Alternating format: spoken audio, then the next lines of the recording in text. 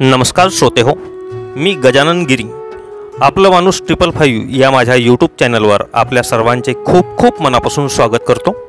मी आज नभप्रकाशनने प्रकाशित केलेले प्राध्यापक वसंत गिरी लिखित तरुणांचे आयडॉल सुभाषचंद्र बोस या पुस्तकातील दुसरा भाग स्वातंत्र्य प्राप्तीची आंतरिक ओढ याचे वाचन करणार आहे.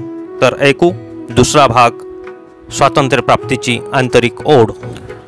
तर ऐकू भाग 2 स्वातंत्र्य प्राप्तीची आंतरिक ओढ. सुभाष आपले परमादरणीय गुरुजी वेणी माधव दास यांना कधीच विसरू शकत नव्हता.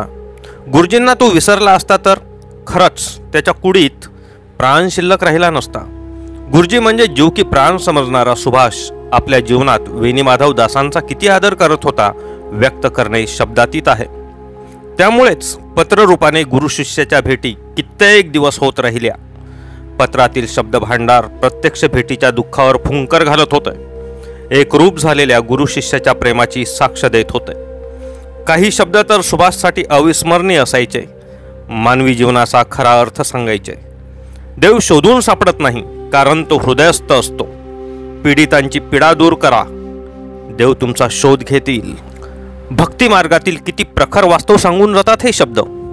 आपल्या शिष्याला भक्ती मार्ग दाखवत असताना प्रत्येक गुरुने हेच सत्य सांगावे, एवढे बोलके आहेत हे शब्द. किती मोठा भावार्थ दडला आहे त्यात. या अगणित भावार्थाचे विश्लेषण कसे करावे. पत्रातील हे शब्द सुभाषच्या अंतकरणात कोरले गेले, अगदी कायमचे. ते कधीच आणि कोणीही मिटवू शकले नाही.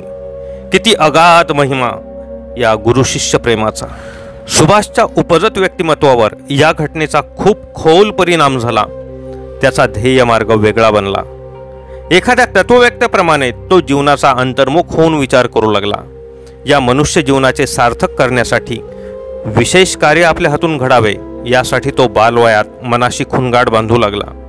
कटक शहरातील एका नातेवाईकांकडे गेला असता त्यांच्या ग्रंथसंपदेतील विवेकानंदांचे विचारधन त्याला सापडले. एका पुस्तकाची काही पाने त्यांनी वाचली. तो त्या ग्रंथविश्वात इतका एकरूप झाला की पाहता पाहता विवेकानंदांचे संपूर्ण साहित्य त्याने वाचून काढले. तेव्हा त्यांचे वय होते फक्त 15 वर्षे. त्या साहित्याने सुभाष दिपून गेला, तेजस्वी झाला, स्वयंप्रकाशी बनला. जेव्हा सुभाष आणि त्याचे मित्र सकाळ संध्याकाळ पायी चालत असत तेव्हा विवेकानंद आणि रामकृष्ण परमहंस यांच्याखेरीज अन्य विषयावर ते फार कमी बोलत.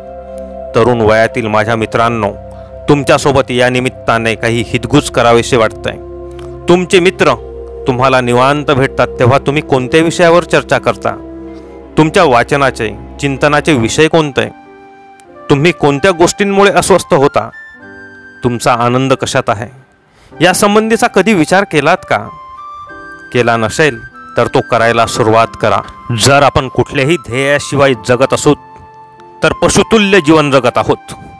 कारण केवळ उदरभरण आणि पालन पोषणावर पाळीव प्राणी समाधानी राहू शकतात. जंगली प्राण्यांसाठी फक्त उदरभरणच आवश्यक आहे. फक्त पोटाची खळगी भरावी यासाठी त्यांची संपूर्ण धावपळ सुरू असते. मनुष्य आणि त्यातही सुशिक्षित, सुजान, सुसंस्कृत म्हणून ओळखल्या जाणाऱ्या युवकांवरची जबाबदारी वेगळी आहे. त्याने सामाजिक राष्ट्रीय दायित्वाविषयी निष्क्रिय राहून चालणार नाही. तेव्हा नेहमीसाठी त्याचे विचार विश्व असामान्य असले पाहिजे. त्याचे स्वप्न भव्यतम असावे. तेव्हाच युवा शक्तीकडून लक्षणीय कार्य घडू शकेल. 1913ला सुभाष मॅट्रिकची परीक्षा पास झाला, गुणवत्ता यादीतून दुसऱ्या क्रमांकाने. तेव्हा आईवडिलांचा आनंद गगनात मावेन असा झाला. मित्र व शिक्षकांनाही धन्यता वाटली. सर्वत्र त्याच्यावरून अभिनंदनाचा वर्षाव होत होता. पण सुभाषला त्याचे काहीच वाटले नाही. या यशाचा थोडासा आनंदही त्याच्या चेहऱ्यावर जाणवला नाही. कारण या सुखाच्या तो खूप पलीकडे गेला होता. तो अंतर्मुख होऊन जीवनाचा अर्थ शोधत होता.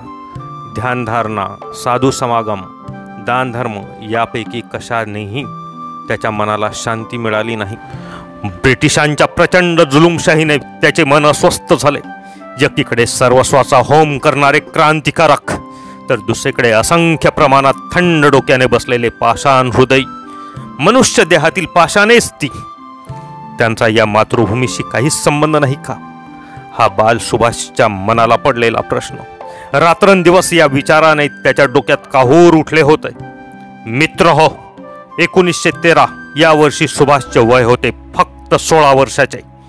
या पौगंड अवस्थेत त्याच्या मनात कोणत्या विचारांचे काहूर निर्माण झाले होते. या वयात तरुणाईची चाहूल लागलेला प्रत्येक जीव अस्वस्थ असतो, पण तो कोणत्या विचाराने? सुभाषचंद्राची अस्वस्थता कोणती, कशासाठी? मानवी जीवनाचा उदात्त अर्थ फार अल्प वयात त्याच्या लक्षात येत होता. त्यामुळे तो ब्रिटिशांच्या दडपशाहीने अस्वस्थ होता. हे अस्वस्थ होणे मातृभूमीवरील प्रेमाची साक्ष देत होते. जुलमी ब्रिटिश साम्राज्यशाहीच्या विरोधात प्रचंड चीड निर्माण होणे हे अन्यायग्रस्त देशबांधवांविषयी असलेले प्रेम होते. पण हा अन्याय अत्याचार थंड डोक्याने सहन करणारा शंड समाज जागृत कसा करायचा? खरंच हा समस्त भारतीय जागृत झाला तर मुठभर ब्रिटिश आम्हास वेठीस धरू शकतील?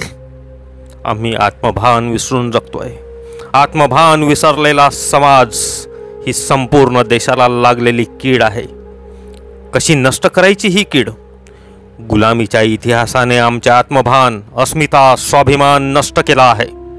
या स्वाभिमान शून्य समाजाला पुन्हा एकदा राणा प्रताप, छत्रपती शिवाजी, छत्रपती संभाजी यांचा इतिहास सांगून यांची मने चेतवली पाहिजे. चेतनाहीन व स्वाभिमान शून्य जगणे म्हणजे पदोपदीचे मरण आणि मातृभूमीच्या मुक्ततेसाठी केलेली सिंहगर्जना. त्यामुळे साम्राज्यशाहीच्या मनात धडकी भरवून, कोट्यावधी देशबांधवांच्या मनात राष्ट्रप्रेमाची ज्योत पेटवून मातृभूमीला मुक्त करणारा विचार जर मनामनात रुजविला तर त्यानंतर येणारा मृत्यू हा अजरामर ठरतो.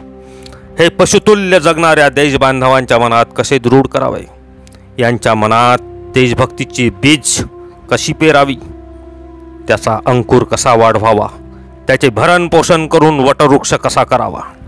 असे अनेक प्रश्न त्याला अस्वस्थ करत होते. त्यामुळे ते भविष्यात एवढ्या प्रचंड ब्रिटिश साम्राज्यशाही विरोधात आव्हान उभे करू शकले. सुभाषचंद्रांच्या जीवनचरित्राचा अभ्यास करून आजच्या युवा शक्तीतही अशा सामाजिक राष्ट्रीय प्रश्नांची जाणीव निर्माण हो आणि त्यांच्या हातून असे उदात्त सामाजिक राष्ट्रीय कार्य घडो अशी सदिच्छा व्यक्त करतो. धन्यवाद. शेवटी एक नम्र निवेदन, चॅनलवर नवीन आला असाल किंवा अद्यापपर्यंत चॅनल सबस्क्राईब केले नसेल तर कृपया चॅनल सबस्क्राईब कराल ही आग्रहाची नम्र विनंती. धन्यवाद.